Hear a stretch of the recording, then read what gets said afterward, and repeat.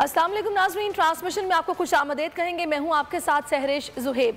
नाज़रीन, मुस्लिम लीग नून की इंतकामी सियासत है। हुकूमत आते ही तहरीक इंसाफ पर मुकदमात का आगाज़ हो गया है और एक ताज़ा मुकदमा कल दर्ज किया गया है फैसलाबाद में साबिक वज़ीर आज़म इमरान खान समेत 150 अफराद के खिलाफ। और कहा गया है कि जो कुछ हुआ था सऊदी अरेबिया में वो बाकायदा एक सोची समझी साजिश थी और इसके कुछ शवाहिद भी मौजूद है वीडियोस की सूरत में, जो कि आगे तफ्तीश में पेश किए जाएंगे।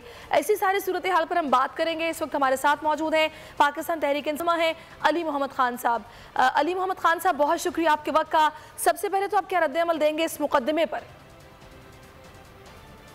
बहुत शुक्रिया। बिस्मिल्लाहिर्रहमानिर्रहीम। अल्लाहुम्मा सल्लि व सल्लिम व बारिक अला सय्यिदिना मुहम्मद।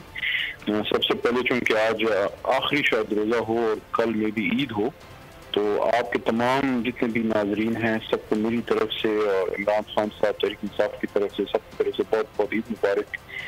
अच्छा, ये जो मुकदमा है ये बड़ा ही एक अजीब और तर्ज अमल है कि एक वाक़या जो सऊदी अरब में होता है और जिस पर हम सबको अफसोस है और किसी ने भी इसकी जो है नहीं की, क्योंकि चाहे जितने भी सियासी इख्तलाफ हो, लेकिन जो मुक़द्दस मकामात हैं, चाहे वो रोज़ा अतहर हो हुज़ूर नबी करीम सल्लल्लाहु अलैहि वसल्लम का, या मक्कातुल मुकर्रमा हो, या इवन और भी बड़ी मसाजिद, क्योंकि तमाम मसाजिद अल्लाह के घर हैं, तो वहाँ एक एहतराम का तो वो तो लाजमी रखना होता है। लेकिन एक वाक़या हुआ जो एक अवामी रद्द-ए-अमल था, जो तहरीक इंसाफ के ना सारे कारकुन थे ना उसको तहरीक इंसाफ ने कहा था, तो उस अवामी रद्द-ए-अमल को तो कोई सपोर्ट नहीं कर सकता उस जगह पे। बाहर ज़ाहिर हर किसी को एक सियासी हक है कि वो बाहर नाराबाजी करे या इख्तिलाफ के दायरे में रह के बात करे, लेकिन जो हर में शरीक है हर में पाक है। लेकिन चूंकि तहरीक इंसाफ का उससे डायरेक्ट कोई रब्ता नहीं है, ना ही तहरीक इंसाफ ने उसको कुछ प्लान किया है, और फिर वहाँ हुए वाक़े पे इमरान खान साहब यहाँ हैं और एक गुलाम रसूल हैं और उनके साथ जितने हमारे और लोग जिनके नाम आए हैं, खासकर इमरान खान साहब तो कभी मदीना पर हैं, वहाँ जूते पहन के भी नहीं उतरे। एक ऐसा शख्स जिसने पूरी दुनिया में हुजूर नबी करीम सल्लल्लाहु अलैहि वसल्लम के गुलाम के तौर पे उनका केस लड़ा और वेस्ट से इंगेज किया, और उनकी कोशिशों से 15 मार्च को आलमी इस्लामिक फोबिया का दिन अक़वाम मुत्तहिदा में मनाया गया, और जिन्होंने खत्म नबूवत सल्लल्लाहु अलैहि वसल्लम और हुर्मत रसूल सल्लल्लाहु अलैहि वसल्लम का अक़वाम मुत्तहिदा में जाके दुनिया से इंगेज किया और दुनिया को बताया कि जब फ्रांस या नेदरलैंड या हॉलैंड वगैरह में जब ये करते हैं, खाके वगैरह छापते हैं, तो उससे मुसलमानों को कितनी तकलीफ पहुंचती है। वो आदमी, वो इमरान खान, जिसने एक माजी में हिंदुस्तान एक प्रोग्राम में इस वजह से शिरकत से इनकार किया कि नीचे चूंकि शातिम रसूल सल्लल्लाहु अलैहि वसल्लम सलमान रुश्दी जो है मलून सलमान रुश्दी को भी बुलाया गया था, तो इमरान खान साहब ने उसकी वजह से उधर जाना तक गवारा ना किया। तो वो इमरान खान जो अपने मुल्क में सीरत नबी सल्लल्लाहु अलैहि वसल्लम के लिए इस सारे वाक़े में देखिए, इस पे इस तरह का जो कानून, इस तरह का जो ये मुकदमा दर्ज करेंगे ना, देखिए, एक तो इंतहाई गलत मुकदमा दर्ज किया गया है, और दूसरा ये है कि तौहीन मजहब का मुकदमा जो है अगर आप सियासी मकासद के लिए इस्तेमाल करते हैं तो वो खुद एक तौहीन मजहब है कि आप इतने हसास मामला को अपनी 2 टके की सियासत के लिए यूज करते हैं। ये जो मुस्लिम लीग नून की जो हुकूमत है, तो कहता हूँ ये जो मुकदमात बनाए गए हैं, ये तो मजहब से खिलवाड़ करने वाली बात है कि आप इतने हसास मामले को अपनी सियासत के लिए यूज करते हैं। और ये जब खत्म नबूवत सल्लल्लाहु अलैहि वसल्लम की जब उसमें तरमीम हुई थी, खत्म नबूवत के हल्फ में मियां नवाज शरीफ साहब के दौर में, मुझे अपनी असेंबली की स्पीच याद है कि मैंने उसमें ये बात की थी कि ये शायद आप लोगों की नीचे स्टाफ से गलती हुई है, आपने नहीं की होगी, हमने तो इतनी एहतियात की। मैंने असेंबली के फ्लोर पे ये बात की थी और स्पीकर सादिक साहब बैठे हुए थे, और मैंने ये कहा था कि मियां नवाज शरीफ साहब, आपको शायद पता नहीं है, आपने नहीं की, आपके नीचे किसी शख्स से गलती से ये सारा हो गया, उसको ठीक करें। तो हमने तो इतना एहतियात किया है, और यहाँ इस कानून को अगर आप इस तरह से यूज करेंगे तो ये तो इस कानून के नफाज को मुतनाज़ करने वाली बात है। देखें, कल को कोई जायज केस भी बनेगा, लोग कहेंगे यार ये गलत मकसद के लिए बनाया जा रहा है। मैं तो समझता हूँ ये बहुत गलत हुआ है, क्योंकि इस तरह से तो आप खुद उस कानून को मुतनाज़ करें। हर दूसरा बंदा कहेगा यार एक आदमी गुलाम रसूल है, वो हुजूर सल्लल्लाहु अलैहि वसल्लम की कौन सी, मुझे बताएं पिछले साल 1.5 साल में कौन सी इमरान खान की स्पीच है जिसमें उन्होंने यूथ को ये नहीं कहा कि आप किसी और को नहीं, स्टीव जॉब्स को नहीं, आप किसी वेस्टर्न लीडर को नहीं, आप अपने नबी पाक सल्लल्लाहु अलैहि वसल्लम की जिंदगी को जो है मशाल राह बनाए। तो एक ऐसे शख्स के खिलाफ ये करना, ये हुकूमत बिल्कुल मैं समझता हूँ बौखलाई हुई है, ये हैरान और परेशान है, और इनको समझ नहीं आ रही कि ये कर क्या रहे हैं। Probably it looks like they have gone mad.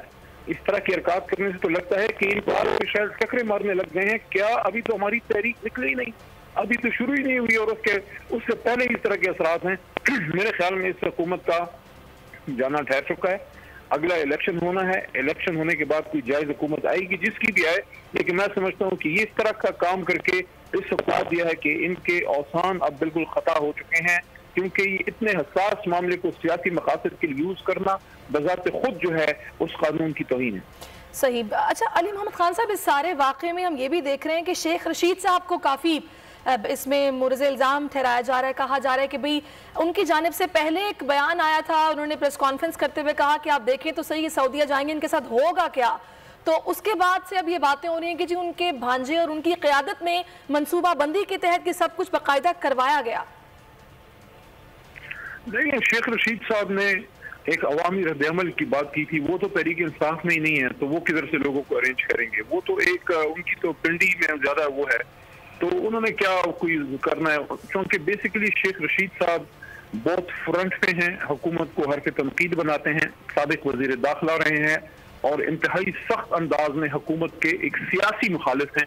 तो इस वजह से उनको सियासी इंतकाम का जो है वो निशाना बनाया जा रहा है। खासकर शेख राशिद शफीक साहब का मैंने सुबह सुना है कि उनको गिरफ्तार किया गया है। वो तो इंतहाई शरीफ, असेंबली में भी ज्यादातर खामोशी रहते थे।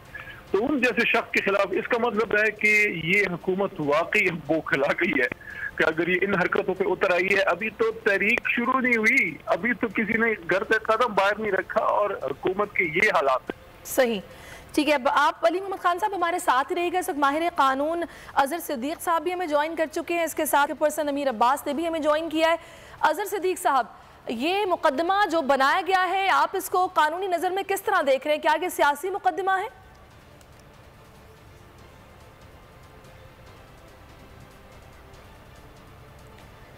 यार, और याद रखिएगा, जिस मुद्दई ने ये मुकदमा दर्ज कराया है उस उल्टा उसके ऊपर ब्लास्फेमी का केस बनता है।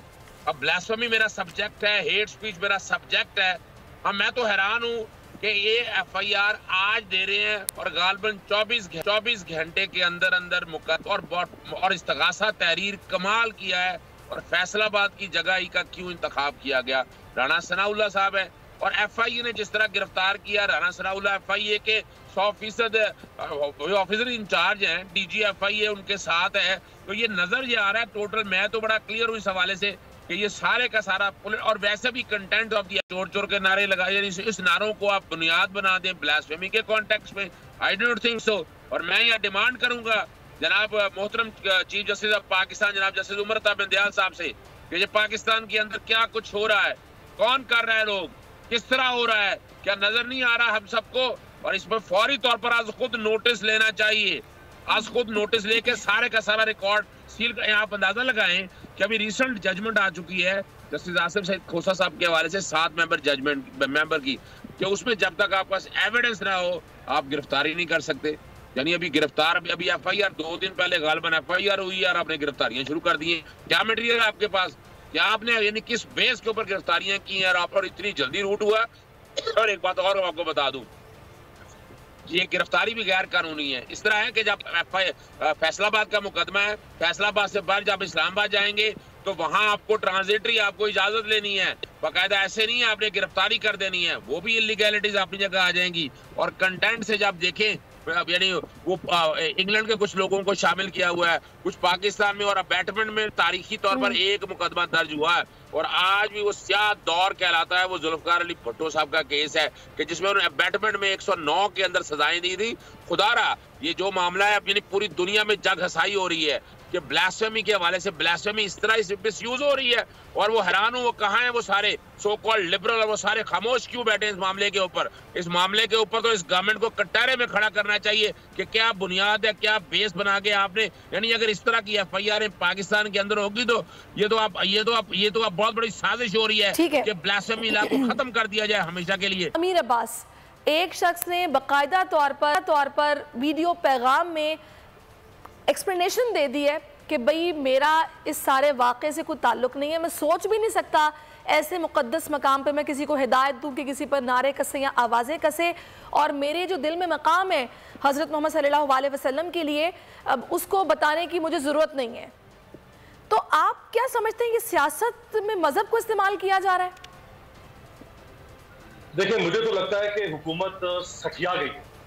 ऐसी हरकत सिर्फ वही कर सकता है जो सठिया जाए, जिसकी मत मारी जाए, और जो गुस्से से, दीवानगी से, जुनून की वजह से बिखरा हुआ हो, और जिसको समझ नहीं आ रहा कि ये तो शुक्र करें इन्होंने ये मुकदमा करवा दिया, ये तो इससे भी को जो जिस किस्म का, जिस नौयत की FIR मैं अभी पढ़ रहा था जब आप मुझसे सवाल कर रही थी, मुझे तो हैरत हो रही है। और मैं आपको बताऊं कि अगर कोई ये कहे, सारिश अगर ये कहे कि इस किस्म की FIR रियासत की मदाखलत के बगैर दर्ज नहीं होती, तो वो दुनिया का सबसे झूठा तरीन शख्स है। 15-20 साल हो गए सियासत को कवर करते हुए। ऐसी FIR कभी भी रियासत की सरपरस्ती, रियासत की ईमा, ये जो इन्होंने 109 इमरान खान साहब पे लगाया ना, एयानत जुर्म का, एयानत जुर्म तो रियासत कर रही है। जैसे अगर सिद्दीक साहब कह रहे थे कि ये FIR करवाने वालों के ऊपर FIR होनी चाहिए, और उसमें रियासत एयानत कर रही है इसके अंदर। किसी भी सूरत में हुकूमत की मदद, ताउन, सरपरस्ती, ईमा या हुकूमत के भड़काने के बगैर FIR दर्ज नहीं हो। अच्छा, आपने अगर वहां पे किसी ने रोज़ा रसूल सल्लल्लाहु अलैहि वसल्लम या हरम रसूल की कोई तौहीन की है, तो वो उन लोगों ने की होगी ना जिन्होंने वहां पे नारेबाजी की। वो भी एक अलहदा सब्जेक्ट है कि उसके ऊपर किस हद तक आप उसको कानून के दायरे में ला सकते हैं या नहीं ला सकते। लेकिन शेख रशीद ने कौन सी आनत कर दी, फवाद चौधरी ने कौन सी आनत की है, इमरान खान साहब ने यहां से कौन सी आनत की है? कहा गया कि यहां से बाकायदा लोग भेजे गए, वहां यहां से कौन से लोग भेजे गए? ये तो एक टिपिकल किस्म का, वो तो पहले हुआ करता था भैंस चोरी का मुकदमा, सियासी मुखालिफ एक दूसरे के खिलाफ की, आज से कि 90s में इस किस्म के मुकदमे होते थे, ट्रैक्टर चोरी, भैंस चोरी के मुकदमे। अब गुज़श्ता चंद सालों से इन्होंने ये मजहब कार्ड का इस्तेमाल शुरू कर दिया। और शर्मनाक बात यह है कि क्या मुस्लिम लीग नून एहसन इकबाल साहब को लगने वाली गोली भूल गई है? क्या पाकिस्तान पीपल्स पार्टी जो इस हुकूमत का हिस्सा है, पाकिस्तान पीपल्स पार्टी के गवर्नर सलमान तासीर को जिस मजहबी जहनियत की वजह से इस्लामाबाद में कत्ल कर दिया गया, था पीपल्स पार्टी भूल गई है? पीपल्स पार्टी तो खुद को लेफ्टिस्ट और लिबरल जमात का नारा लगाती रही है। आज वो इत्तेहादी आज जवाब देगी पाकिस्तान पीपल्स पार्टी। ये सिर्फ मुस्लिम लीग नून से सवाल नहीं होगा, ये पीपल्स पार्टी से भी सवाल होगा कि आप एक मजहबी कार्ड को इस्तेमाल कर रहे हैं अपने सियासी इंतकाम के लिए। हाँ, आपके पास बहुत से केसेस हैं, आप तोशा खाना का केस खोलें, किसी ने आपसे सवाल नहीं किया, एतराज नहीं किया। आपने फराह खान का केस नैब ने शुरू कर दिया, बिल्कुल ठीक है, फेयर इनफ, खोले। आप इमरान खान साहब के मिनिस्टर्स ने अगर कोई करप्शन किया वो निकाले, खोले वो केसेस, कोई भी उस पर सवाल नहीं उठाएगा आपसे, बशर्ते कि वो अगर आप इंतकाम की बुनियाद पर नहीं कर रहे। लेकिन ये जो आपने केस खोला है, ये तो इंतहाई शर्म। और आपके साथ खुद क्या हुआ? तहरीक लबैक ने आपके खिलाफ धरना दिया, भूल गए PMLN, भूल गए वो जाहिद हामिद जिनके ऊपर फतवे लग रहे थे। सही। और कितने अरसे तक जाहिद हामिद जो वो खामोश रहे, वो मुंह छुपा के फिरते रहे कि उनकी जान को खतरा था। ठीक है, कम से कम आप उस तारीख को क्यों मत वापस दोहराना चाहते हैं? बिल्कुल, याद रखिएगा। सही आपका पॉइंट। एक कमेंट, एक सरश कमेंट, देखिए हर उरूज को जवाल और हर जवाल को उरूज होता है। Every rise is a fall and every fall is a rise. अगर इमरान खान का उरूज जवाल में बदला और आज आप उरूज में, कल आप भी जवाल में वापस आ सकते हैं। और अगर आपने ये रीच शुरू कर दी इस मुल्क में, तो फिर वक्त बदलते देर नहीं लगती है। फिर यही तरीके इंसाफ कल को पावर में आएगी, फिर आपके लोगों के खिलाफ भी इसी किस्म का मजहबी कार्ड इस्तेमाल करें। सही। अली मोहम्मद खान साहब, वैसे तो बड़ा अफसोस होता है कि बहुत सारे ऐसे मुकदमात हैं जो कि अदालतों में पेंडिंग पड़े हैं और साइलिन हैं कि चक्कर पे चक्कर लगाते हैं, लेकिन जब सियासी मामलात होते हैं तो अदालतें, जैसा कि आप लोग कहते हैं कि रात में भी खुल जाती हैं। तो ये तो बड़ी एक अजीब सी सूरत हाल है जो पाकिस्तान में हिस्ट्री में रही है। अब ये भी कहा जा रहा है, आप लोग ही कह रहे हैं, इमरान खान साहब ने भी कहा है कि ईद के बाद भी मेरी किरदार कुशी की जाएगी। तो आप लोग मेंटली प्रिपेयर हैं? क्योंकि गिरफ्तारियां भी हो रही हैं, मुकदमात भी बनाए जा रहे हैं, आप लोगों की तैयारी इस हवाले से है? बिल्कुल तैयारी है और इसके लिए सब तैयार भी हैं। और इमरान खान साहब ने इसका जिक्र किया कि ईद के बाद उनके खिलाफ जो है एक सीनियर कैंपेन, एक बदनाम करने के लिए कैंपेन, और पहली दफा नहीं है जब से इमरान खान साहब सियासत में है इनके खिलाफ हो रहा है। उसकी वजह ये है कि ये इन्होंने आपस में, ये 2-3 बड़ी जमातों ने सियासत में एक बंटवारा किया हुआ था कि आपस में लड़ेंगे लेकिन किसी दूसरे को अंदर नहीं आने देंगे। ये ऐसे ही है जैसे किसी इलाके में 1-2 बड़ी कंपनियां जो है कोई बिजनेस को ओन कर लेती हैं एक माफिया बन जाता है और किसी भी नए शख्स को वहाँ बिजनेस तक नहीं करने दिया जाता या आने नहीं दिया जाता, या एक माफिया बन जाता है। तो इसी तरह इन लोगों ने किया कि इमरान खान साहब जब आए सन 96 में सियासत में एक ताज़ा हवा के झोंके की तरह और यूथ को लेके आए, तो तरह तरह के उनके खिलाफ ही करते रहे। पहले उनकी साबिका अहलिया के खिलाफ जो जमामा साहिबा है, हालांकि मैं तो आपको एक और बात बताऊं सियासत से कतई नजर एज ए मुसलमान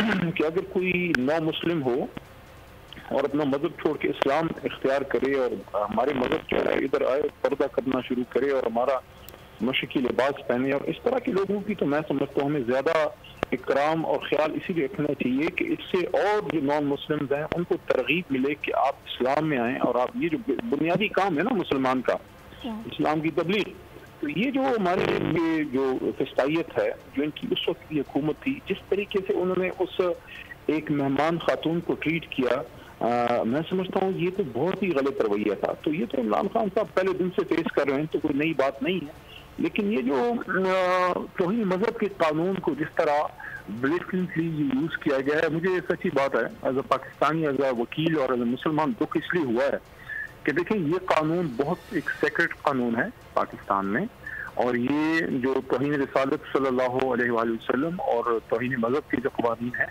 उनके इस्तेमाल में बड़ी एहतियात। कल को अगर आज अगर आप उसको सियासत के लिए यूज करेंगे ना, तो कल को अगर आप किसी जायज जगह पे और जो मुनासिब है लगना जहाँ पे लगनी चाहिए, खुदा न खास्ता माज़अल्लाह कोई इस तरह की तौहीन करता है और उस पर वो कानून लगना चाहिए, तो कल को फिर हजार बंदा खड़ा होकर ये बात करेगा कि आप ये तो माजी में आप गलत यूज करते हैं। तो देखें एक जबरदस्त एक बुनियादी कानून है इस्लाम के तहफ़्फ़ुज़ का, लेकिन उसको अगर आप गलत यूज करेंगे, असल में आप उस शख्स से ज्यादती नहीं कर रहे जिसके खिलाफ आप वो गलत कानून यूज कर रहे हैं, वो तो आज या कल में साबित हो जाएगा कि चीज गलत है, लेकिन आप उस कानून से नहीं इस्लाम के तहफ़्फ़ुज़ के लिए बना और उसको आज की हुकूमत अपने सियासी मकासद के लिए यूज करे, इससे ज्यादा तौहीन मजहब और बड़ी कौन सी है कि आप उस कानून को जो मजहब के हिफाजत के लिए है, जो रिसालत सल्लल्लाहु अलैहि वसल्लम की हिफाजत के लिए, आप उसको अपनी सियासत की हिफाजत के लिए यूज करें, और उस शख्स के खिलाफ जो खुद पाकिस्तान में रसूल का जो है बैन अल-अक़वामी सतह पे पाकिस्तान का सबसे बड़ा दाई है। मुझे बताएं माजी में पिछले 2-3 सालों में ये जो वाक़यात हुए, ये अब ये वो वेल्डर्स है, गीत वेल्डर्स है कि क्या है, वो मलूल शख्स जो है आई थिंक नेदरलैंड्स वाला, तो उसने जो वो खुशी का इजहार किया जब इमरान खान साहब की हुकूमत खत्म हुई ना, तो उस शातम रसूल ने खुशी का इजहार किया कि चलो ये इसकी तो हुकूमत खत्म हुई। तो एक तरफ तो इमरान खान साहब दुनिया में हुर्मत रसूल सल्लल्लाहु अलैहि वसल्लम की उन्होंने आवाज उठाई और अपनी मुल्क में एक फिस्ताई हुकूमत जो है जो हमें ताना देती थी कि आप फाशिस्ट हैं, तो आप मुझे बताएं कानून को लगाया गया है, क्या ये इस कानून से बजाती ही ज्यादती नहीं है कि इस तरह से इस कानून को ही मुतनाज़ बना दिया जाए? सही।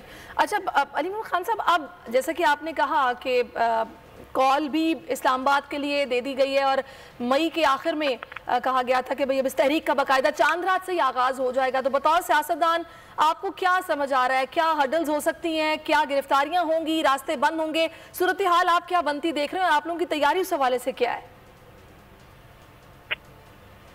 देखिए पहले ही काफी मोबिलाइजेशन हो चुकी है, मेरा नहीं ख्याल ज्यादा मोबिलाइजेशन की इस वक्त जरूरत है। इस वक्त तो लोग जो हैं वो इंतजार कर रहे हैं कि इमरान खान साहब कॉल कब देते हैं, तो उन्होंने एंड ऑफ मई तो कह दिया है। सिर्फ ये है कि लोगों को ऑर्गेनाइज करना या उनकी जो इतनी बड़ी मोबिलाइजेशन है जो वो रेडी हैं उसको ऑर्गेनाइज करना, उसको मैनेज करना ज्यादा अहम है। ये ऐसे ही है जैसे एक बहुत बड़ा पानी का रेला हो और उसको फिर आपने मैनेज करना होता है। तो बुनियादी डिमांड क्या है? डिमांड बड़ी आईनी है और वो यही है कि ये जो बैरूनी मुदाखलत के बाद ये इम्पोर्टेड हुकूमत बिठाई गई है जिसके पास मैंडेट नहीं है ना इधर और ना पंजाब में। इस्लामाबाद में 150-155 सीटें लेने वाली तहरीक इंसाफ के ऊपर 80-85 सीटें लेने वाली नून लीग को बिठा दिया गया और पंजाब में भी हमारी उनसे सीटें ज्यादा हैं। रवायत यही है कि जिसकी सीटें ज्यादा हों उसी को हुकूमत बनाने दी जाती है।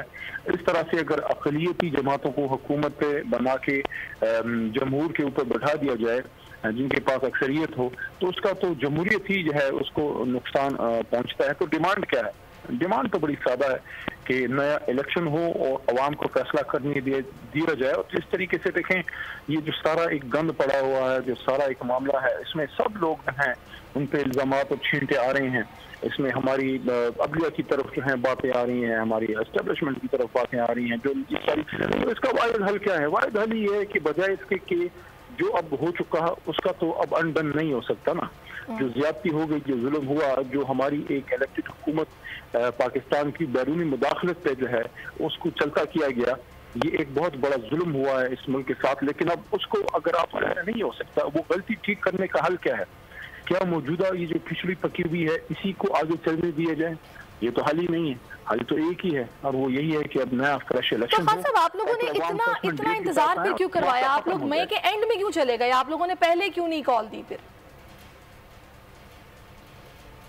देखिए, ज़ाहिर ऐसी बड़ी कॉल जब दी जाती है तो वो अब ईपी आ रही है तो थोड़ा सा उसमें टाइम दिया है इमरान खान साहब ने। बीच में कुछ मेन बड़े जलसे भी और खान साहब के आ रहे हैं, तो थोड़ा सा वो मजीद जाएंगे खैबर पख्तूनख्वा, पंजाब, सिंध साइड पे, बलूचिस्तान साइड पे कुछ दौरे वगैरह कुछ एक्टिविटीज हैं। तो इतनी बड़ी मूवमेंट जब होती है उसके लिए कुछ टाइम तो बहरहाल चाहिए होता है। सही, ठीक है, आप हमारे साथ रहिएगा। अजहर सिद्दीक साहब, मैं आपकी तरफ वापस आऊंगी। अजहर साहब, अब ये सारी सूरत हाल आप देख रहे हैं कि कॉल भी दे दी गई है, मई का आखिरी हफ्ता भी बता दिया गया है, और जैसे ही ये कॉल दी गई है उसके बाद हमने देख लिया कि मुकदमा एक तो दर्ज हो गया है, लेकिन ये चीज़ें जैसे जैसे आगे बढ़ेंगी मुकदमात भी बनेंगे, और ये इंतकामी इसको सियासत कहा जा रहा है कि जो की जा रही है। तो क्या इन मुकदमात के ऊपर आप कानूनी तौर पर क्या देखते हैं? इनको किस तरह आगे लेकर चला जाए? आपके पास तजवीज़ इस हवाले से क्या है और किस तरह आप देख रहे हैं? जिन्होंने अभी आपने बोला है कि ये दरख्वास्त दी है उन पर भी बैलेंसफहमी का केस हो सकता है, तो ये तफ्तीश के दौरान ये चीज़ उन्हें साबित करना पड़ेगी, क्योंकि वो नहीं कर पाते तो फिर क्या होगा? देखिए, अगर तो मेरिट पे किया जाएगा, सारा आपको समझ आ जाएगा, टेलीफोन से या बाकी चीज़ों से एक एक चीज़ आपको समझ आ जाएगी कि कौन कौन लोग किस किस ने कहाँ कहाँ किस तरह राब्ता किया है, सारे चेहरे आप लोगों के सामने आ जाएंगे। कोई मुश्किल काम नहीं है। यहाँ जैसे मैंने कहा कि फौरन खुद नोटिस बनता है, उसके अलावा आईजी पंजाब, क्या हमारे यहाँ ये मॉकरी ऑफ जस्टिस हो रही है कि इस तरह के मुकदमे जो झूठ और फ्रॉड की बुनियाद पर हो, इस तरह दिनों में यानी घंटों के दर्ज हो जाए? क्या इस तरह की इजाजत दी जा सकती है? हमारे यहाँ बहुत तेज और एडवांस दौर चल रहा है। इस तरह की जितनी भी ज्यादतियां ये काबिल कबूल नहीं होनी है। और मैं जैसे मैंने आपको कहा ना, आईजी पंजाब फौरी तौर पर इसके ऊपर एक हाई पावर्ड जो अपना कंबाइंड इन्वेस्टिगेशन टीम कायम करें, और ये टीम इनकी अपनी मर्जी की नहीं होनी चाहिए। ये टीम बुनियादी तौर पर अगर आप चाहते हैं तो ये इस्लामाबाद के हवाले से ऑफिसर्स को इन्वॉल्व किया जाए, ये सारा केस का रिकॉर्ड जो है इस्लामाबाद ट्रांसफर किया जाए, इस्लामाबाद के अंदर बैठ के इसकी इंक्वायरी और इन्वेस्टिगेशन तक पूरी दुनिया देख सके कि यहाँ क्या मजाक हो रहा है। और वहीं पर इस्लामाबाद हाईकोर्ट के चीफ जस्टिस साहब से मैं गुजारिश करूंगा, क्योंकि इस हवाले से जितना वो काम करते रहे हैं और बाकायदा उन्होंने इन लोगों के खिलाफ जिस तरह के एक्शन लेने के वाले जो माइंड सेट दिया था, वह मौका आ गया है कि अगर पूछे उनसे, मिनिस्ट्री ऑफ इंटीरियर को बुलाएं, मिनिस्ट्री ऑफ इंटीरियर ये क्या कर रही है, किस बुनियाद पर कर रही है, जग हसाई हो रही है पूरी दुनिया के अंदर, हमारे यहाँ लोगों के अंदर, यानी ब्लैस्फेमी ला इतना बड़ा कानून है और उसको अपनी जात के लिए इस्तेमाल करना। राणा सनाउल्लाह साहब भूले, मुझे एक प्रोग्राम में कहते थे नवाज शरीफ के बारे में, यानी अगर उसको देखा जाए तो उससे ज्यादा ब्लैस्फेमी क्या होगी, लेकिन लोगों ने इग्नोर किया है। तो ये बात भी ऐसी नहीं थी कि जिसको बुनियाद बनाकर आप एक ऐसा तूफान खड़ा करते, तो इसका मतलब क्या हुआ कि गॉड फादर और सीरियल माफिया तो साबित हो गया।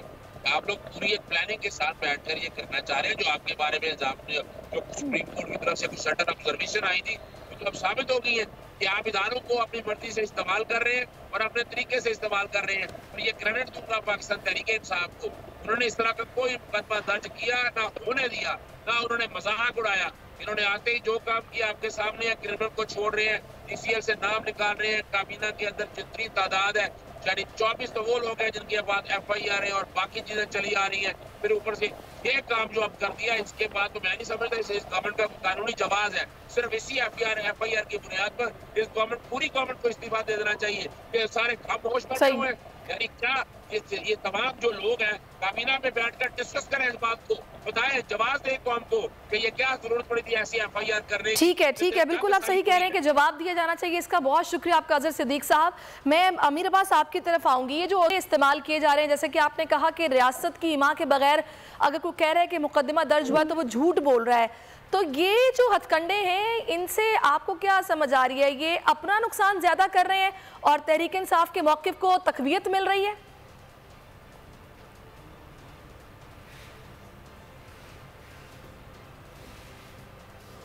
बड़ी इस हुकूमत ने ऑपोजिशन में होते हुए साजिश जो हिमाकत कर दी सियासी, वो ये थी कि इमरान खान साहब जो काफी हद तक खुद ही अपनी बैड परफॉर्मेंस की वजह से अनपॉपुलर हो रहे थे, इन्होंने वोट ऑफ नो कॉन्फिडेंस के जरिए से जब उन्हें इक़्तिदार से निकाला तो उनके अपने नाराज सपोर्टर्स वर्कर्स वापस इमरान खान साहब के साथ जुड़ गए और इमरान खान साहब ने बहुत कुछ रीगेन कर लिया, उन्होंने सिंपैथीज हासिल कर ली।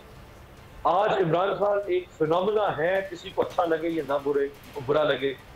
आप आज सियासत को पिछले 1.5 माह से जो सियासत डिस्कस हो रही है सारिश, उसका सरकमफेरेंस क्या है? वो किसके गिर्द घूम रही है? इमरान खान को निकाल दिया, अच्छा निकाला, बुरा निकाला, क्यों निकाला, पहले क्यों नहीं निकाला? आज यही सवाल उठ रहे हैं ना। तो आपने इमरान खान को निकाल कर भी इमरान खान को निकाला नहीं है। इमरान खान आज भी सियासत में मौजूद है। आपने इमरान खान को निकालना था तो ऑपोजिशन का काम होता है वॉचडॉग। ऑपोजिशन को कहा जाता है गवर्नमेंट इन वेटिंग। आप इमरान खान साहब को सियासी गलतियां करने देते, हुकूमती गलतियां करने देते और 2023 के इलेक्शन में लोग इमरान खान साहब का मुहासबा करते। यही तरीका है जो हतमी तरीका है जिसमें हमें जाना पड़ेगा। आप जितने तजर्बे कर रहे हैं इस मुल्क में महल्लाती साजिशों के, इक़्तिदार को गिराने के, बिछाने के, आपको इस मुल्क में इस्तेहकाम लाने के लिए हर जमात को 5 साल बर्दाश्त करना पड़ेगा और डेमोक्रेटिक प्रोसेस के थ्रू एक नालायक या किसी निकम्मे हुक्मरान को निकलवाना होगा। अगर आप जल्दबाजी में एक दूसरे के खिलाफ साजिशें करेंगे तो आप में से कोई भी ठहर नहीं पाएगा। एक तो इन्होंने ये गलती की, दूसरी गलती इन्होंने ये कर दी इस मुकदमे में, और इन्होंने मजीद इमरान खान साहब के लिए सिंपैथीज जो है वो पैदा कर दी है। तो आपने जो पहले सवाल आप कर रही थी ना अजहर सिद्दीक साहब से कि ये जो लॉन्ग मार्च है इमरान खान साहब का, तो अब वो गिरफ्तारियां होंगी और क्या होगा। देखिए, वो मजीद अमजद एक बहुत बड़े शायर गुजरे हैं नज़्म गो, उन्होंने कहा था कि सैले ज़मा के एक थपेड़े की देर थी, सैले ज़मा के एक थपेड़े की देर थी, ताजो तख्तो कसर के सब सिलसिले गए। जब लोग बाहर, अगर ये लोगों को बाहर निकालेंगे, अगर ये हुकूमत खुद लोगों को बाहर निकलने पर मजबूर करेगी तो फिर ये मुकदमात कभी भी रास्ते की रुकावटें नहीं बना करते, बल्कि ये मुकदमात तहरीकों को शय देते हैं। ऐसे मुकदमात तहरीकों को तकवीयत देते हैं। तहरीक जो होती है वो तो पहले ही खून मांगती है। तहरीक तो चाहती है कि उसको इस किस्म के मौके मिल जाए। तो आप अगर इमरान खान साहब को अभी भी आप चाहते थे कि इमरान खान को इक़्तिदार से निकाल के भी हम उसको फिर किसी तरह से आउट करें, तो अच्छा, मुझे इस बात की समझ नहीं आ रही कि अमीर अब्बास, आपको याद होगा मरियम नवाज की जानिब से ये ट्वीट किया गया था कि अगर हम कोई कार्रवाई का मुतालबा करेंगे तो उसको सियासी इंतकाम तस्वुर किया जाएगा। एक तरफ ये बात कही गई, फिर फैसलाबाद जो राना सनाउल्लाह का शहर है वहीं पर ये मुकदमा दर्ज करवा दिया गया, फिर गिरफ्तारी भी हो गई शेख रशीद साहब के भतीजे की, और हालांकि वो ये बात कह भी नहीं उससे पहले कि इसको सियासी इंतकाम तस्वुर किया जाएगा। देखिए, जैसे फैसलाबाद में दर्ज हुआ है तो उससे एक तासुर ये जाएगा कि ये राना सनाउल्लाह साहब ने, तासुर ये जाएगा, और वो इस वक्त वज़ीर दाखिला भी है, इंटीरियर मिनिस्टर है, FIA, पुलिस, बहुत सारे इदारे उनके मातहत हैं। तो वो खुद ब खुद ये इंप्रेशन अपनी तरफ उन्होंने अट्रैक्ट कर लिया कि इसमें राना सनाउल्लाह साहब की इन्वॉल्वमेंट है। मुमकिन उनकी इन्वॉल्वमेंट ना हो, लेकिन परसेप्शन जो है उसके बाद, perception is bigger than reality. अब लोग परसीव भी करेंगे कि ये राना सनाउल्लाह साहब की।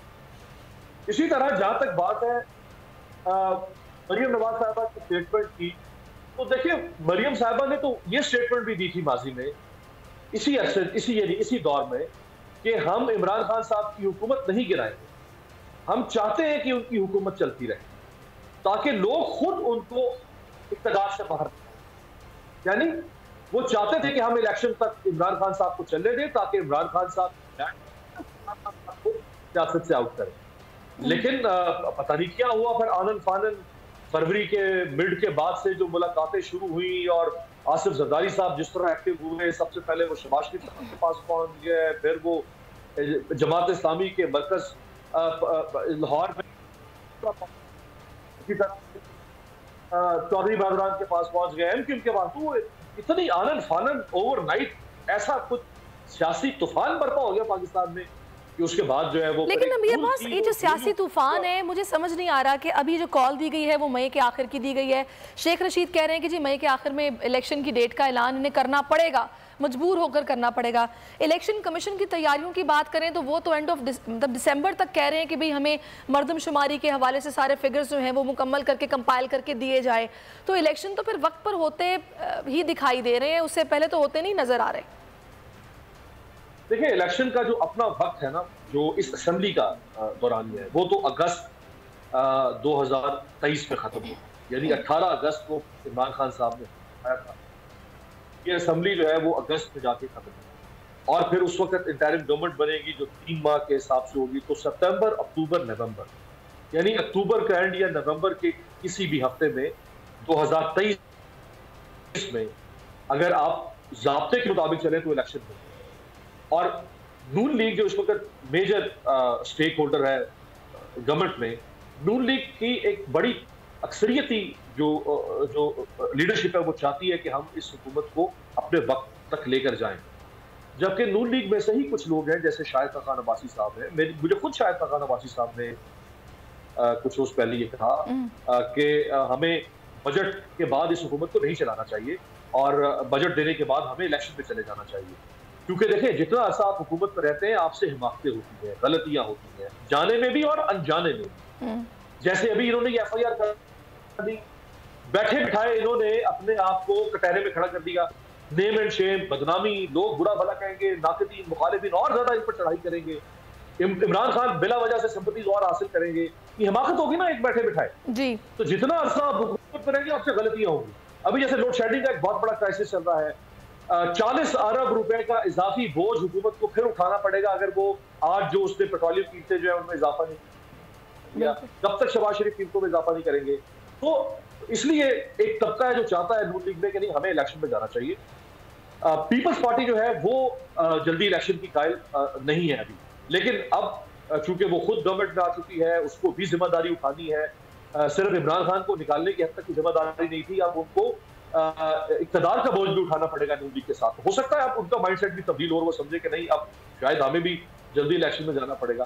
अब इलेक्शन अगर जल्दी हो, जल्द अज जल्द भी अगर इलेक्शन हो तो वो 5 महीने से पहले नहीं हो सकती, क्योंकि अभी तो ये मई और जून का जो महीना है, आगे बजट आएगा, बजट मंजूर होगा जी। उसके बाद जो है वो अगर इंटरिम गवर्नमेंट अनाउंस हो तो वो भी 3 महीने की इंटरिम गवर्नमेंट होगी। तो यूं जल्दी भी अगर इलेक्शन हो तो 5 महीने से पहले इलेक्शन नहीं हो सकते हैं। लेकिन अब इसमें इलेक्शन कमीशन जो है, क्योंकि उसकी नीयत में भी फतूर है और वो सुप्रीम कोर्ट को कह चुका है आज से 3 हफ्ते पहले कि हम तो 6-8 महीने से पहले इलेक्शन नहीं करवा सकते, हमें हल्का बंदियां करवानी है, हमें ये भी करना है। तो इलेक्शन कमीशन को भी सारे काम अभी आगे काम करते हैं। सही, ठीक है। मेरे पास अब मेरे साथ रहेंगे इस वक्त बैरिस्टर साहब ने, बैरिस्टर शेर अफजल साहब हैं, उनसे बात करते हैं। बैरिस्टर साहब, बहुत शुक्रिया आपके वक्त का। फैसलाबाद में ये मुकदमा दर्ज करवाया गया है वज़ीर आज़म साबिक इमरान खान और उनके जो साथी हैं फवाद चौधरी भी हैं इसमें नामजद, इसके अलावा दीगर लोग भी हैं, शेख रशीद भी हैं, उनके भतीजे भी हैं। अब आप किस तरह देख रहे हैं इस मुकदमे को, और क्या ये मुकदमा, क्योंकि मेरी इससे पहले एक माहिर कानून से बात हुई, वो तो कह रहे हैं कि जी गलत दर्ज है जो करवाया गया है और जिसने करवाया उस पर भी ये बेलस्फहमी का मुकदमा दर्ज हो सकता है। आपकी राय क्या है? कानूनी तौर पे अगर कोई पाकिस्तानी किसी शिप पे हो, वेसल पे हो, हवाई जहाज पे हो या दुनिया की किसी मुल्क में हो, अगर वो ताज़ीरात पाकिस्तान के तहत किसी भी कॉग्निजेबल ऑफेंस का इर्तिकाब वहाँ पे करता है तो हमारा कानून ये कहता है कि उस पे वो मुकदमा यहाँ पाकिस्तान में चलाया जा सकता है। चूँकि ये जो जराइम हुए हैं, मुबैना जराइम जो 295A, 296 और 295B यानी जो रिलीजियस फीलिंग्स को जो है वो इंजर करना या ब्लास्फेमी के लाश की जो ये इल्ज़ामात हैं, ये मदीना मुनव्वरा में इनका इर्तिकाब हुआ है। और ये शख्स जिसने FIR कराई है उसने कहा मैंने टेलीविज़न पे देखा।